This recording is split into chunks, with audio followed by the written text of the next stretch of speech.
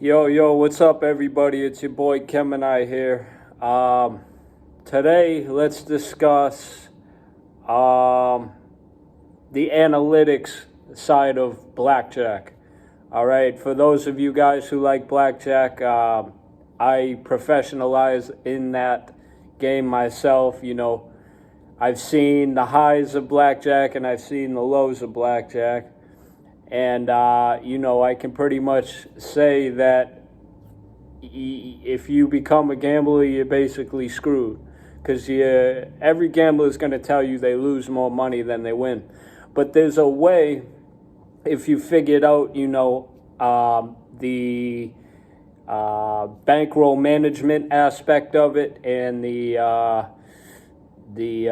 accounting side of the blackjack, then you'll be able to make some money in there and hopefully save your cash. But it's a real grind, because, like, for myself, I started with a penny, right?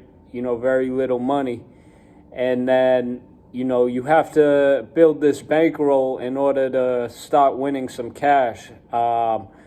It takes probably about it took me thousands. I've invested thousands of dollars into this game, but I've learned, the how to count cards and playing with a bunch of people at the tables and stuff. I've come to realize that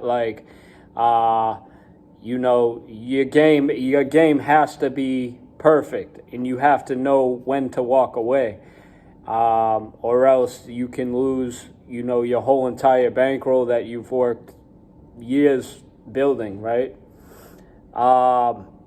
Typically, big wins don't really happen in one night, right?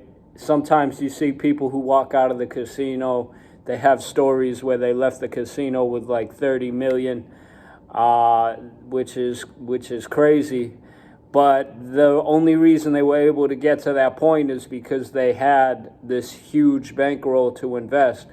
And, over time, money gradually builds faster when you start placing bigger bets. Now, if you're sitting at a whack table with a bunch of people who don't know how to play blackjack, I suggest that you get up and leave and don't sit at that table if your bankroll is big, because they're going to make you lose it.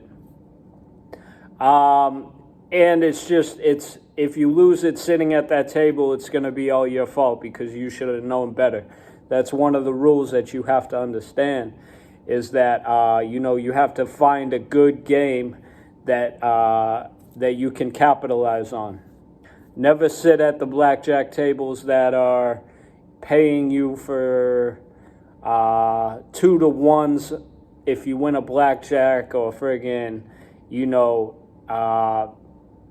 just basically shafting you whenever you get a blackjack. You want to do the 3-to-2 payout for blackjack, because that's the only way you're going to be able to stand a chance against the casino, because most of the hands the dealer has comes up beating yours. Earlier in my stages, that's what I realized, but then later down the line, I was able to count cards, like I said, and kind of gave me an edge on the casino, knowing giving me a slight probability of what I think his face down card might be. Then again, if you're sitting at the table with a bunch of people, like 3 or 4 people, you really have to be focused. You can't be, asking for free drinks from the waiter who's coming around, because if you're really there to make money, you're really there to focus. That's every time I go into the casino, that's my motive. I don't go in there, with the mindset that I'm going to lose. But sometimes I do end up losing if I'm betting small money on the tables crowded with a bunch of drunk people. My favorite table is the high limit tables. I like to gamble with a bigger bankroll.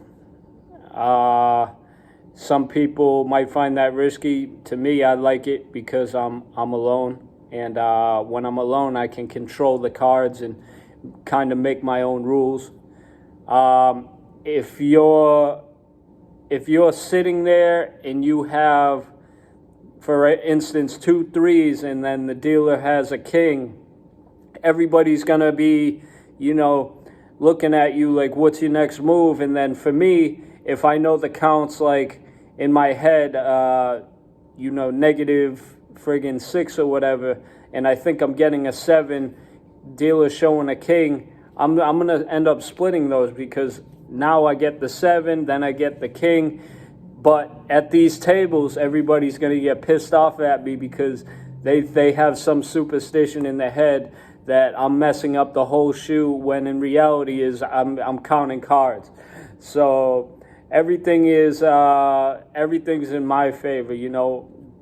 Every time I go to the casino, I play my own game.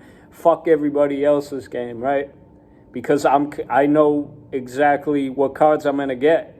At times I can be like splitting 2 threes against the king that the dealer has, and then I'll get the 7, and then I'll double down and get the king, and then I'll have 20, and then I know his face card's gonna be low.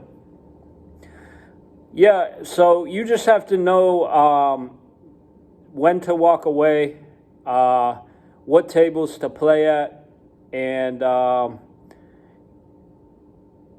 much money you want to invest in that game for that time. So if you have any questions with blackjack, let me know. I'll answer your questions. It's Kemenai, your boy. I'm out.